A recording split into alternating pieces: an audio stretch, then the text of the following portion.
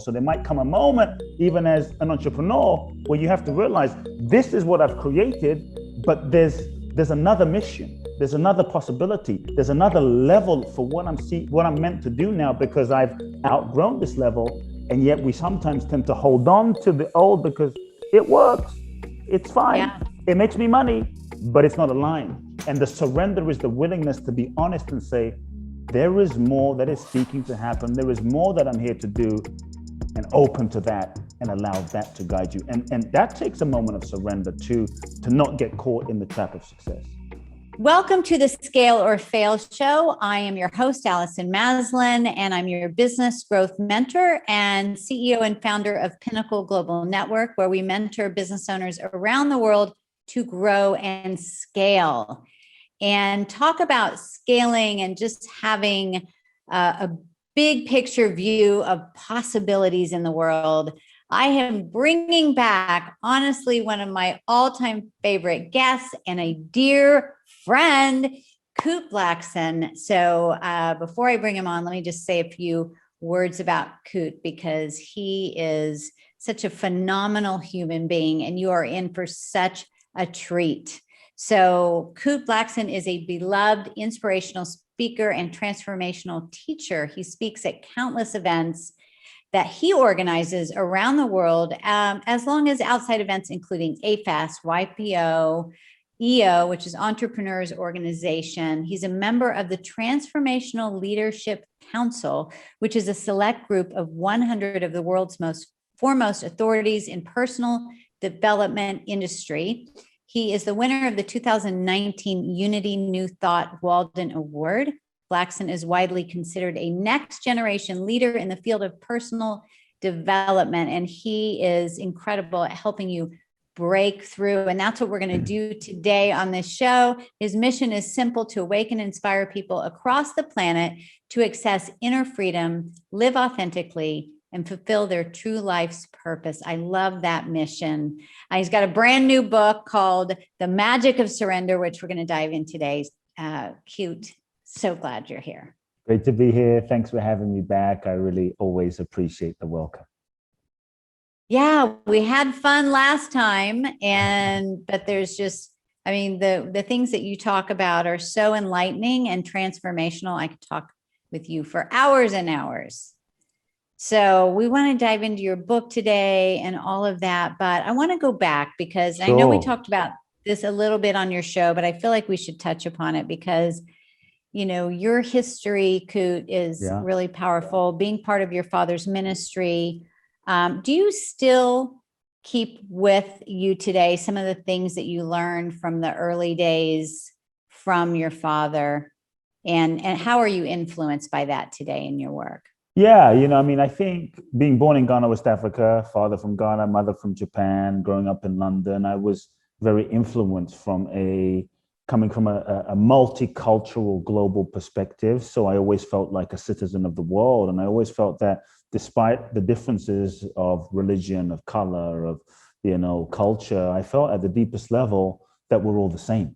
And at the core essence, our nature, our being, our soul is the same. The soul, to me, has no passport. So I always grew up with that sense of understanding, feeling, sensing love for humanity. My father, it's hard to not be influenced by my father. He was like my first memories. I forget if I told you this or not in our initial conversation. My first memories as a young boy was literally seeing walking through the crowd, a chubby kid walking through the crowd in Ghana, West Africa, and literally seeing a crippled woman crawling on the floor.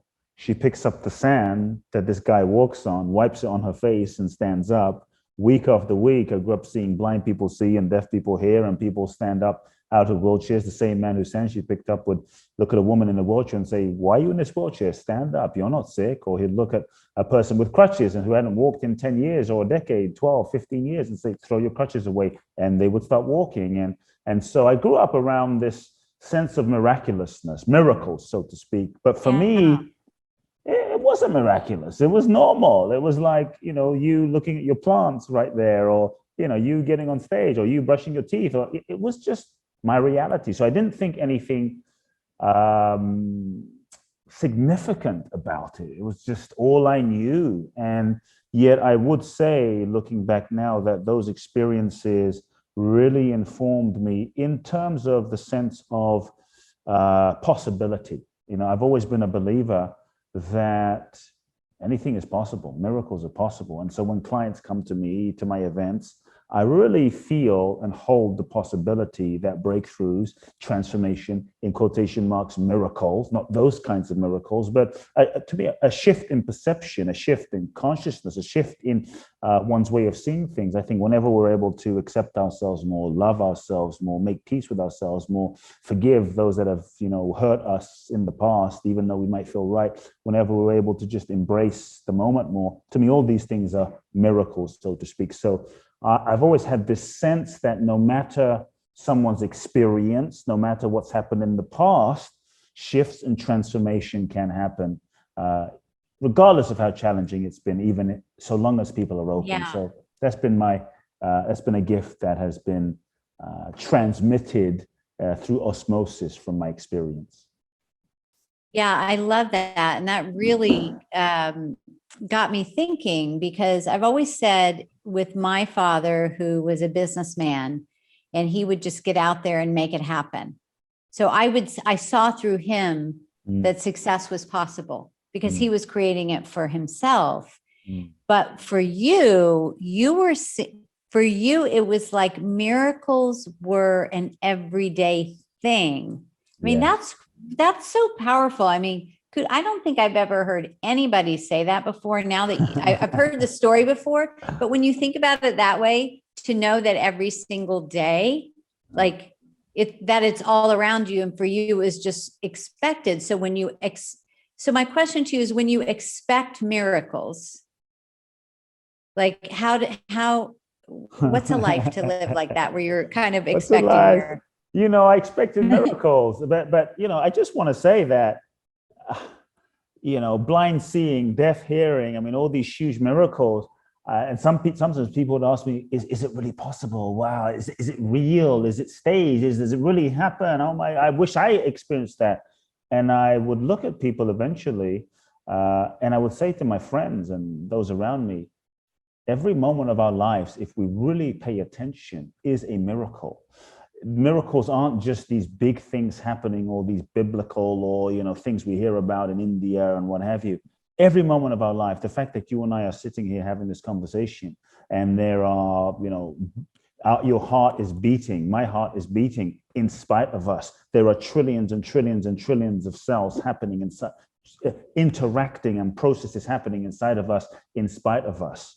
This is miraculous, but often we just don't pay attention to what's every day. We don't appreciate, we don't pay attention. And so I think part of a shift in miracles is the willingness to bring our attention and perception to what is here right now. I mean, I'm looking out at the sun right now, and I'm thinking, there's never been a day where the sun didn't shine. There's never been a day when I personally couldn't look out and see the magic of nature. And so I think part of the shift is bringing our attention to the miracles that already exist all around us. So if anyone doubts miracles are possible, go to the mirror, look in the mirror, and really just take yourself in. We are living, breathing miracles. And I think the more we embrace that and amplify that and celebrate that and acknowledge what we are as a consciousness, as energy, as these amazing beings, the more we focus on what's amazing about us, the more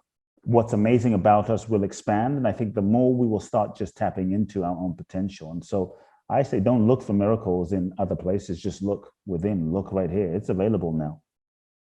Yeah, I think that, well, I know that we take it for granted a lot of times, right? Because I'm looking outside, I see bougainvillea, I see beautiful sunshine.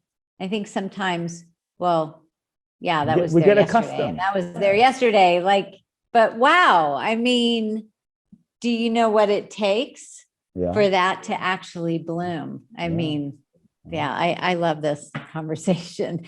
So, so miracles, I want to shift over to surrender, which is kind of our theme of the conversation today. you have a new book coming out. Yes, the new book. Like Just it's received here. it the other day. Yes. The magic of surrender. And I love the title of the book. I love I don't feel like it's this idea of surrender is talked about enough. Can you tell me, Kute, what inspired you to write this? What inspired it was something unexpected. Honestly, Allison, this was not the book that I thought I was going to write. I had an idea of the book I thought I should write. I had an idea of a book I thought would sell. I literally sat down one day and had a whiteboard that was the size of my entire wall. And I was brainstorming all of these amazing ideas. That would be a New York Times bestseller. People would buy that. People want that. That would sell. That's easy to market. And hundreds of ideas, book titles. And, this was my plan. And all of a sudden, one day during the process, over the course of a few weeks, I literally felt the energy and the soul and the guidance, the soul of the book it just hit me one day. And I knew that of all the themes and topics, it was about surrender. And then everything in my life literally just started making sense. I looked at my father, I looked at how I'd lived, I looked at the things that happened in my life, I looked at my mother, I looked at everything. And I just felt like in that moment, as much as so I had to surrender to the book that was seeking to happen. I had to get myself out of the way and open to and surrender to the essence, to the impulse of what was seeking to be written, and let go of my limited idea of what I thought I should be writing. When I did that, when I really surrendered, that's when the magic, that's when the book, that's when the information, that's when things started to flow through. That's when the beauty. And so the book was really inspired because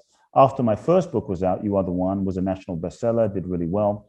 2016, at the end of the year, I got a phone call that my mother was diagnosed with stomach cancer. So here I am on this high and traveling the world. And then the woman I love the most, my best friend, my biggest supporter, the biggest love of my life, my mother, she's basically dying, is what I'm told.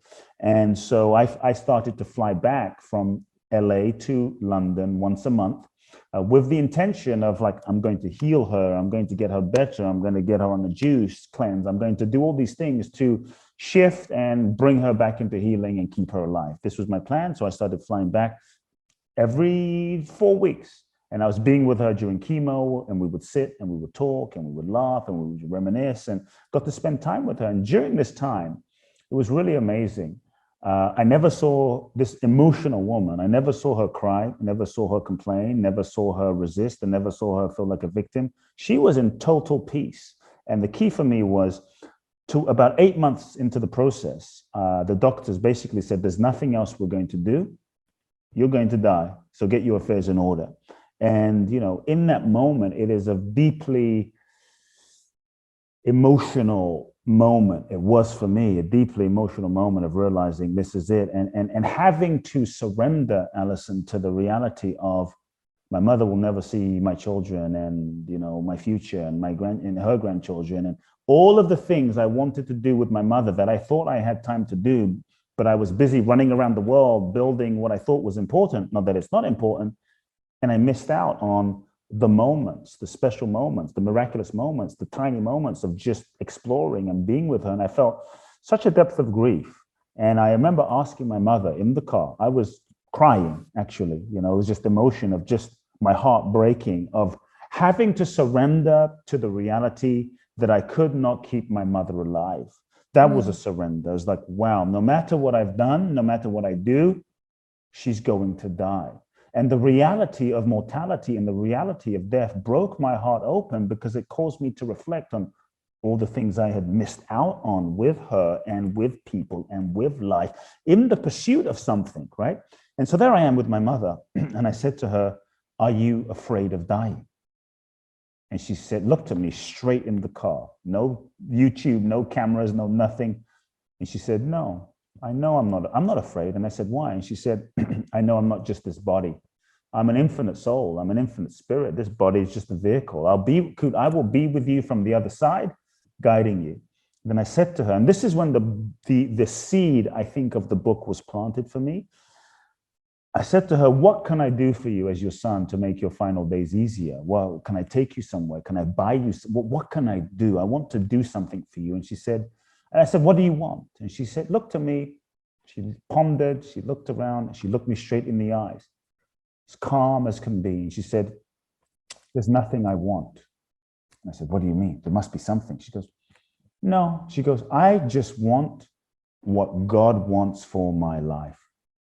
And it sounded like such a simple phrase, and not in a religious way, but I really got the key to her freedom in that moment was that she was surrendered, not to living or not to dying, but she was surrendered to the highest journey for her soul and her evolution. And that was her peace. There was no resistance. There was total acceptance, even beyond acceptance, which we can get into.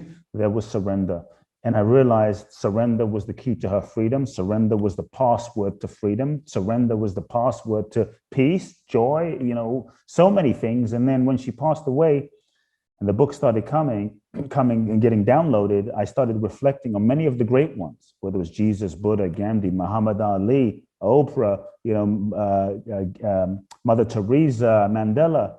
At some point, they all had to let go and surrender to something bigger than themselves and allow life, allow themselves to be guided by their souls, allow life to move through them, to express through them. And that was a bigger surrender. And that's kind of how the book came about. And it's been an amazing journey. And there's more I could say, but I'll stop there. That was the inspiration. I mean, it sounds like your mother is with you through this book. I mean, I'm sure she's with you in many ways, but as you are now kind of on this virtual tour and getting it out, it's as if she is living through you and you through her. Yes. Yeah. That's so beautiful. I really felt that, what I really got to experience was that even though a person dies, and this is something I had to really surrender to even more deeply. I mean, it, but then there's levels. Even though she died, and a person dies, and the form changes, the love continues. And in an interesting way, yes, I grieved and let go of the form, but I am closer to her now. There's a deeper connection because the love I feel for her is no longer limited to a physical body, is no longer limited to a person. It's in me, it's a part of me. The real connection is beyond the physical. And so that's the beauty.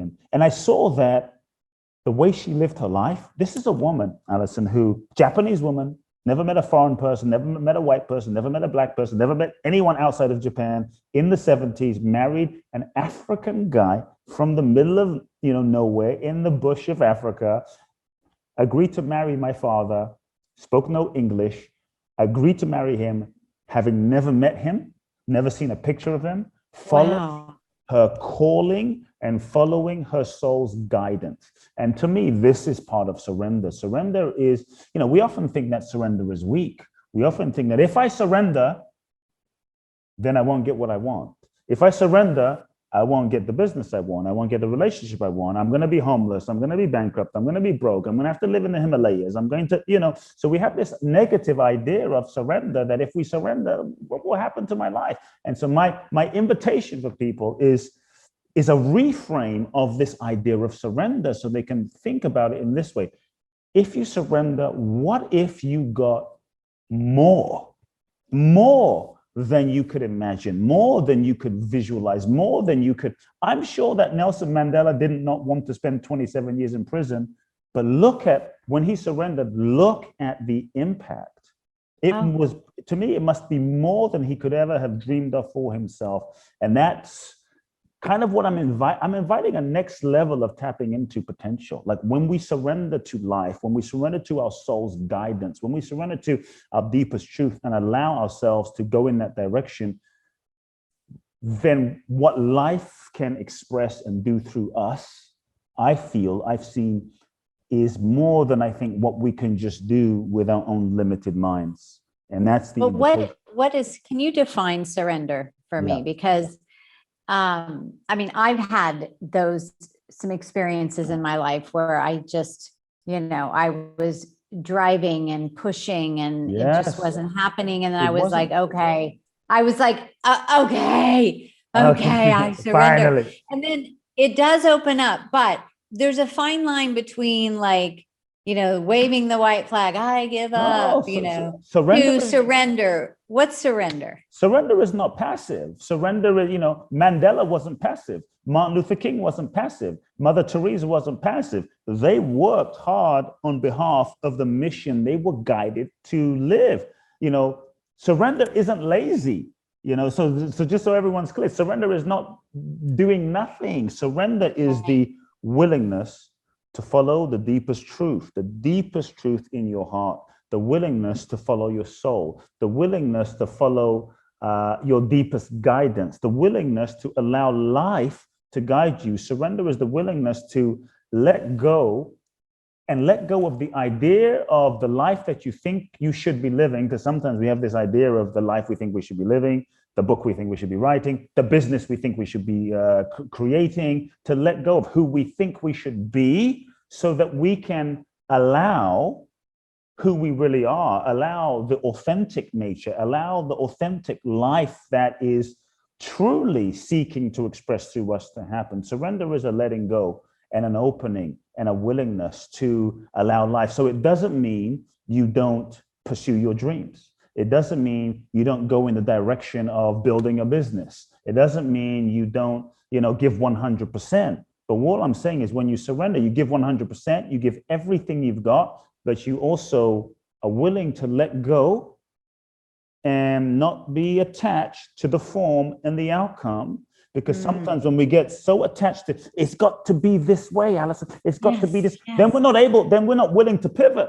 We're not willing to maybe that product's not working. I need to surrender and not just trying to force that thing to be something that it's not. And maybe the universe is guiding me over here. And maybe the universe is guiding me over here. And so sometimes in our attachment, we end up getting so fixed that we're not available, we're not open, and we end up limiting the infinite possibilities of how life can manifest and show up and express to us in ways that we cannot imagine. Surrender is openness. Surrender is willingness. Give 100%, but stay open, stay available. And so the question that I invite a lot of folks to ask is, it's a movement from trying to control life, right? It's a movement from trying to force life. And I think in our culture, we have been so conditioned to make it happen and force it and make it and push it. And nothing wrong with that. But there's so many times when we think we know what we want and we think we know what goal we want to go after. But I don't know about you, Allison, but there's many moments in my life when I got what I thought I wanted, only to realize it wasn't what I really wanted, right? Mm-hmm. And so I think if we're able to step back and be open, and for me, it's a shift from personal power, which is a level, and you can create a life from personal power. It's cool, but I found it either leads to dissatisfaction or it will lead to a limited life.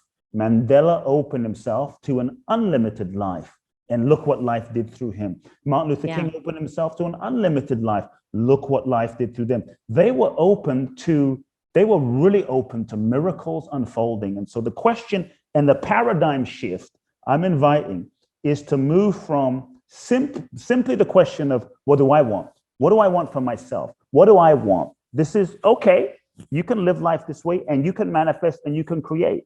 I'm inviting a bigger opening, and a bigger question in surrender, which is feeling into what is it that life wants to express through me? What is it that life is seeking to express through me? What is the biggest impulse of what my soul is seeking to express through me? Because even sometimes as business people, we become successful doing something, creating a business, and we become successful doing that, and it works. And so we keep doing more of what works, and we keep doing more of what works.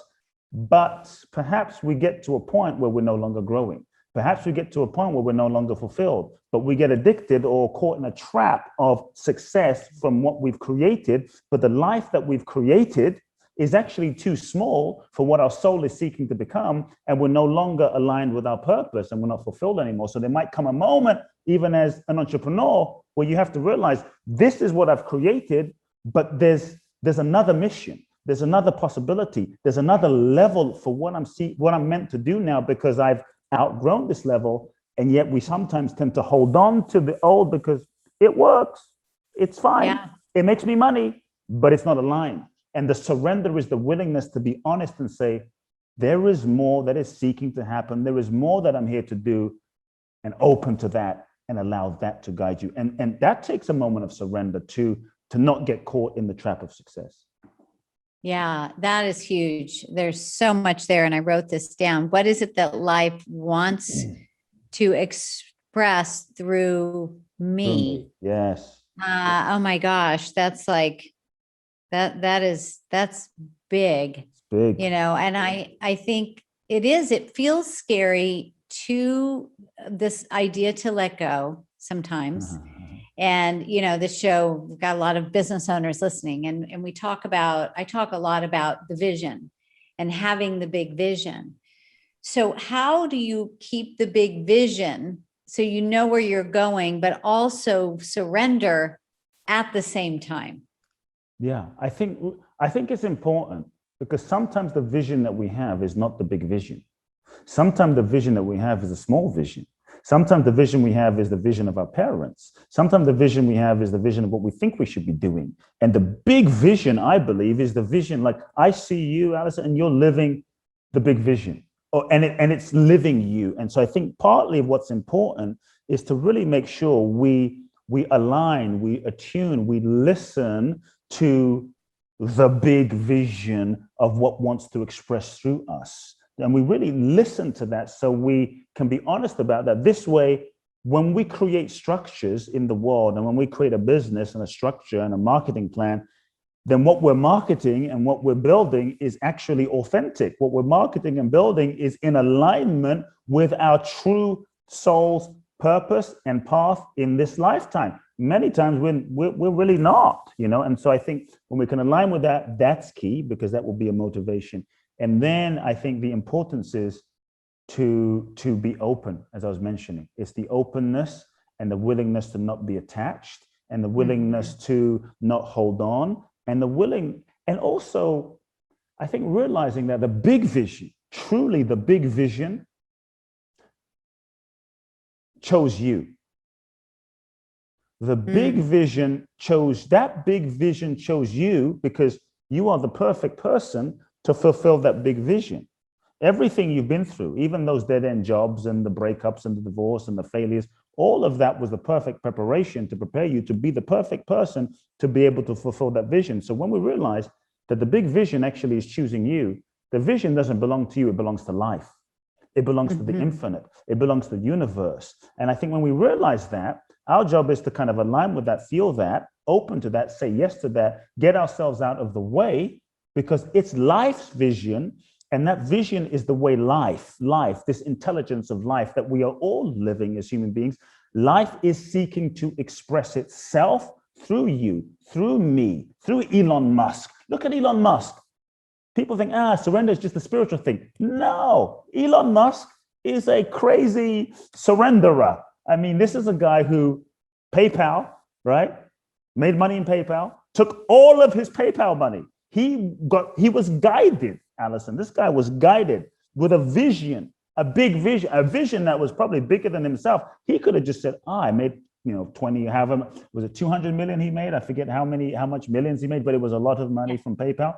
He could have just said, I'm going to live a nice life and stash everything away and go buy an island and be safe. He got a vision that was bigger than himself, and put pretty much most of his net worth, most of his money on the line to be guided and follow that vision. And he's, I'm not saying he's the most spiritual person, the most enlightened person, but he had to surrender to the vision that was moving through him. That is surrender. That is surrender. Yeah. And so I think we can't be attached to the results. We have to be willing to embrace the journey and the process, because I think our dreams and our goals ultimately are evolutionary in nature. They will take us on the journey of becoming more. They will take us on the journey of learning and growing and evolving. And to me, the real growth, the real success in life is not just what you attain, although that's part of it, not just what you get, although that's part of it.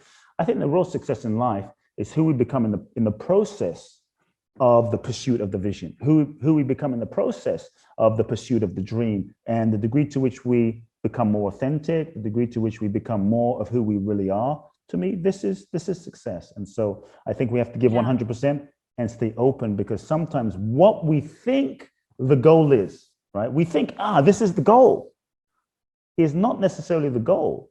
It's simply the goal to get to a certain point so that we can learn the lessons, so that we can then pivot and be directed over here. But if we don't take that step in that direction of the vision, then we won't learn what we need to learn and meet who we need to meet so that we can actually move in this direction. Yeah, I think that's the toughest point, is letting go of this sort of idea of what we have and how it should be. And when it doesn't match that, that's where the disappointment comes. Yes. But then if we are able to do that, it's often better. It's often better. Yes. That's the magic. We forget that. It's often, look, if you look at, Alice, I don't know about you. Okay, I could be totally off here. Your man, your guy, your husband, right? Mm-hmm. Did you write down, and this could backfire on me, but did you write down in your journal, I'm going to meet him on February the 29th, whatever the date was, let's say February the 29th this year at 9 a.m. and we're going to meet in Starbucks coffee shop and it's going to happen. Did it happen that way? Yeah, it did happen that way. Really? Like almost to the T. Oh, you bet. You're screwing up my example. But I'm sorry. I was like, did he read my book? Because that's what happened. Yeah. Because I think what I'm trying to say is most of the things, the best things that happen in our life, a lot of them, yes. we didn't plan.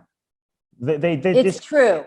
They just it's kind true. of like, you walk down the street and you meet the person. You walk down the street and you go to a conference and you meet the right connection, the right marketing person, the right person. You have a conversation that moves you in a different purpose. And so I think one of the things that we have to give up to really embrace surrender, which is very hard, it's a form of control that we have to give up. And control is actually the master addiction. We have this idea that we're in control, Yes, there's some things we're in control of, and there's a lot of things we're not. So part of surrender is knowing the difference to what we're in control of and what we're not. But one of the things that I think we have to give up is this idea, is the need to know what everything means. The need to know what everything means is, I have found a form of control. And I think the degree to which we can embrace the unknown, dance in the unknown, live in the unknown, and still move forward and still take action determines the degree of freedom that we have in life. Embracing the unknown, be willing to embrace the unknown, and learning to live with a curiosity, So even if things don't work out, rather than going, oh, this is what it is. Oh, this is what it's not. What could this be? What could this mean? What could be different? What might be the opportunity here? And so I think the willingness to not be so sure what something means and then limiting, and the willingness to stay open is the key to surrender. Because then we're open and available to being guided by life. And to me, that's part of the invitation. Well, just to clarify with my husband, there was still a surrender, because I was intentional, like what was important to me. Like I really put out there the values that I had. It wasn't like, oh, he has to have blue eyes and brown hair and we're going to meet this way. Like, it wasn't that. I said, however this person is going to come, but that's the surrender. Ready. That's the surrender. I'm ready. Right. Now I did give a little date that I would really like him to come by, and he actually did. Okay. But part of that too is asking for what you want, I think, but it's also, this is, honestly, this concept. So for those of you that are listening right now, I hope you're taking this in. because when you can get to a place of surrender, and I know this is something like I have to constantly work on because I'm one of those drivers, you know? Yeah. Yeah. And when you get to, it's almost like you just go, right? It's just this, because Yes. it's the other is just your body is tense and you're trying and all that. But It's a flow. yeah, right. So it's Flow. not in the fight, it's in the flow. It's in the flow. And I think part of it is it's not about not taking action. And I would never say, Allison, don't be a driver. That's part of your nature. That's part of your gift. But I think it's like a surfer in the ocean. If there's no wave, right? This is what we often do as human beings. If there's no wave and we take a hose and we're like, we're going to make a wave in the ocean, but there's no wave. So, but the best surfers, they don't make the wave, they feel for the wave. But once the wave comes, then they start driving. Then they're riding the wave. And once that wave, if you see Laird Hamilton, he's not asleep. He's really in the zone surfing the wave. And then you, so that you're not working against the current or the flow of your soul, of your purpose, of what's natural for you. You're working in harmony with life. And I think that's the invitation, you know? And I think also, if we really look back in our lives, sometimes not getting what we thought we wanted is also, or can be, a profound blessing. Not getting what we thought we wanted can be a profound blessing, because there were many moments in my life where I really wanted that relationship to be, I really wanted her to be the one. And I look back now, I don't know about you, but I look back now and go, thank God that relationship didn't work out. But I wasn't able to see it at that time, you know? I know. And so sometimes things not working out is grace. It's a blessing. It's a blessing. And so that's something to embrace as well. Yeah. Oh my gosh. This is, I so needed to hear this today. You've talked about the power of telling the truth. Yeah. How do you begin tapping into the truth and knowing what the truth is? Or are we lying to ourselves? Like, I think what would be helpful, that there's a few stages that fits in. When we are just typically, we'll call it, just for the sake of the conversation, some stages of surrender, because I think it gives a bit of a framework. Yes. That first stage is when we're just living life. And many of us, we're just living life. I call it denial. We don't even know we're lying, and we're just living life. And maybe we're living what we were told to live, what our parents told us to live, or we think we should be living. We're not really conscious. We're just living life. That's it, just living. The next phase of surrender is where we start having a sense that perhaps maybe there's more. Maybe there's a bigger reason for why I'm here. Maybe there's a bigger reason for my business. Maybe I need to shift my business. Maybe I need to not sell that product and sell this product because this is where the future is going. Maybe something's not quite fulfilling for me about this relationship. And so we start the process of questioning ourselves and our life. In that moment, it can be a little scary. And in that moment, the ego tends to resist. We tend to resist the deeper truth. We tend to resist what we know as a self-preservation tactic to hold on to what's comfortable and to hold on to what's known out of fear. And so in the zone of resistance, the next phase from resistance is what we also do to kind of hold on to what we know is we start negotiating with ourselves, right? We start negotiating with our destiny. We start negotiating with our truth. Well, Allison, maybe I don't really need to do that, but that industry is dead. Maybe I don't really need to end my relationship, even though I know it's been dead for 10 years. And so we start negotiating with ourselves, with our deepest intuition, with our truth. And the ways we keep ourselves stuck is we tend to rationalize and we lie to ourselves. One of the greatest ways we keep ourselves stuck are the lies that we tell ourselves. It's not so bad. This relationship's okay. It's got potential. Yes. And deep down, there is a part of us that knows everything, because at the deepest level, we're connected to everything. So to truly shift our life, we have to be willing to feel the truth, tell the truth, acknowledge the truth, express the truth, live the truth. Question number one, I would invite people to ask in the stage of resistance or negotiation is, What lies am I telling myself? And really looking at that and feeling that and being honest. We often know, some people might say, well, Kute, how would I know if I'm lying to myself, if I'm lying to myself?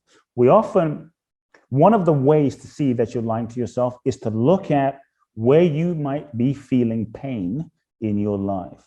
Pain is actually a signal that we tend to suppress, we tend to avoid, we tend to disconnect from, but pain is a blessing and a signal if we're willing to heed the message and pay attention, because it can be a feedback mechanism for where we are not in alignment, not in integrity, or where we're lying. And so, what lies am I telling myself? What am I pretending to not know? What is it costing me? And take a moment to feel the pain. And so that's resistance and negotiation. The next phase is acceptance. We start realizing that no matter how much we negotiate with the truth, with our life, with our purpose, life's not going to shift. And so we move into a zone of acceptance. It is what it is. This is what it is. My husband is what he is. My wife is what he is. The country is what it is. This is the situation right now. We're in a pandemic. It is what it is. To really shift reality, we have to first move into relationship with reality through acceptance. But acceptance does not necessarily mean surrender. You can be in acceptance. For instance, it's raining outside, but you don't want it to rain outside. So here we are moaning and groaning. It's raining. We take an umbrella. We still have the umbrella. We're in acceptance, but we have this internal resistance that creates a blockage. The experience that I'm having is not the experience that I should be having. I should be having some other experience than the experience I'm having right now. So there's an internal resistance inside, even in the stage of acceptance. To move into surrender, surrender is the open-hearted participation with the process of the experience that's happening in one's life right now. The open-hearted participation. To really move into that, first belief that I really think is helpful for people to get is the universe is always working for my highest good. Even though we can't see it right now, the universe is always seeking to bring me something better. So that if something doesn't work out or relationship ends, if we really get that the universe is always working for my highest good, then let's get curious. Let's stay open. That helps to surrender. But also in this process of life, as souls, we are souls in this human experience. To me, the purpose of life is to learn, grow, and evolve. And if that's the part of the purpose of life, to learn, grow, and evolve, then even if a situation is challenging or difficult, or a relationship is challenging or difficult, I think if we're able to focus on the evolutionary growth potential in a business, in a situation, in a relationship, even if we don't win out in the world, so long as we grow, so long as we learn, so long as we evolve, that is something that no one can take away from us. And then I believe we truly win. So part of the surrender is to learn the evolutionary lesson. Between acceptance and surrender, final point, is simply, most people never really drop into true surrender because they miss the stage before. And that is the stage of grieving. Grieving is key and important.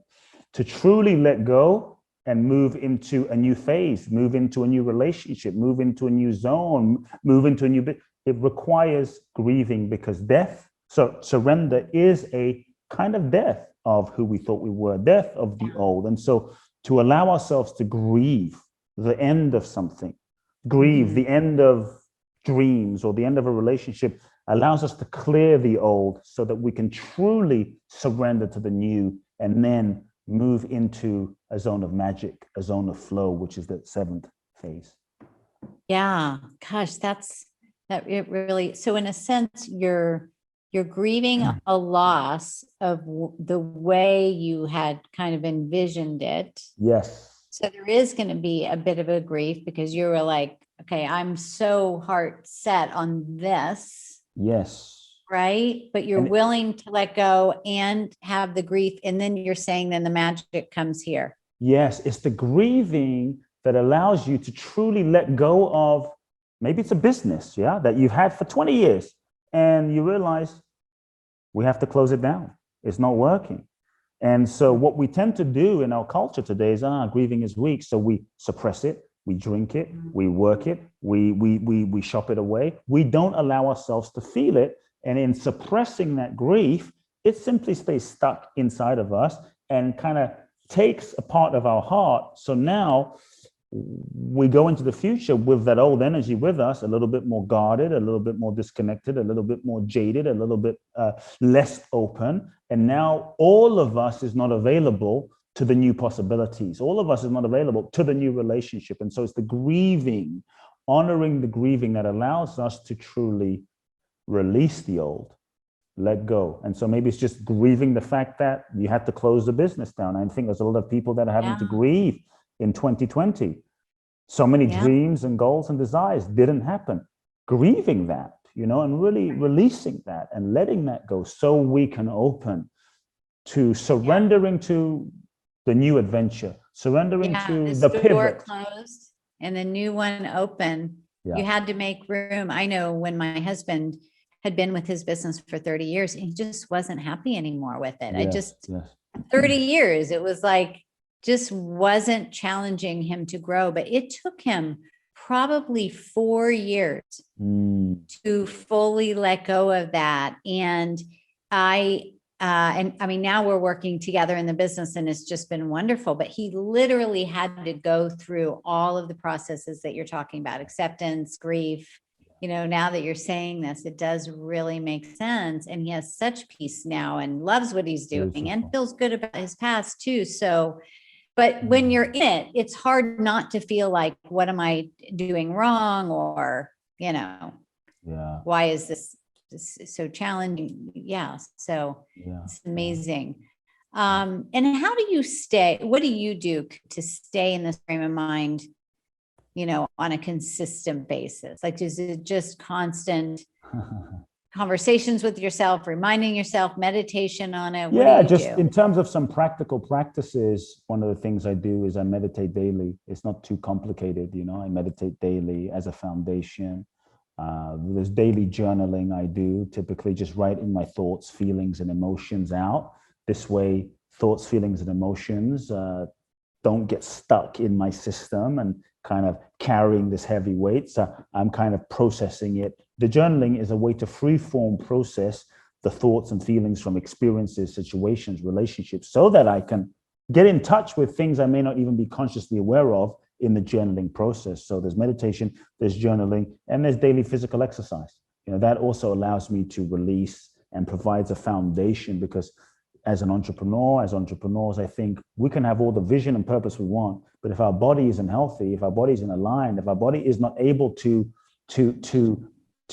follow the intention of our mind, we're not able to deliver our gifts and love to the world. And so for me, the physical component is a daily thing that I have found provides a foundation for me in terms of kind of how I feel. So those are some things that I flow with, and one thing that really helps me, Allison, is more of a spiritual thing. It's like a question that I'm always feeling into in every situation that helps me surrender is, I wouldn't say it's a prayer, but it's kind of like an invocation, an affirmation, a focus is simply like when I pray or meditate, I always ask universe, I ask in this situation for the highest good to unfold. In this relationship, for the highest good to unfold. Because sometimes we don't always know what the highest good is, and we get attached, like, it's got to be this way. And so I know that if my attention is on, I will do everything I can, but I ultimately ask for the highest good to unfold in this situation, in this partnership, in this dynamic. What is the highest good? I'm open to the highest good. So long as I do my part, I trust that then what unfolds is the highest good. And because I ask for the highest good, it's easier for me anyway to trust the highest good. Well, this has been the highest good for me. Absolutely, like the highlight of my day today. And I'm sure for those that are listening, can you hold, do you have the book? Sure. I just got this the other day from the publisher. Hold up the book. Look how beautiful that is. The magic of surrender. I love that. It just makes you just want to go. That's right. Oh my goodness, Kute, this is so fantastic. And so for people that want to connect with you and learn, I know you have different programs and all kinds of things. Just a couple of ways. It's pretty simple. Grab the book, www.themagicofsurrender.com. You can grab the book there and get a whole bunch of free gifts and videos and trainings and all of that great stuff there that will help you live and put surrender into practical application in your life. My main website is kuteblackson.com. If you want to find out about one of my deep dive transformational trainings, boundlessblissbali.com. And I'm on Instagram and Facebook and all of that good stuff. Yes, you are. I'm following you all of the time. And definitely for those of you listening, get the book, share the book. It's a great gift for those that you care about as well. And thank you so much for being here today, illuminating us as usual. And I'm so excited for you. I wish you the best success and in your surrendering with the book. I know it's going to be fantastic. Thanks so much, Kute. Thanks. And so for those listening today, if you haven't subscribed to the show, please do. If you enjoyed the show, please write a review. Until next time, get out there and elevate yourself because you are worth it. Bye, everybody.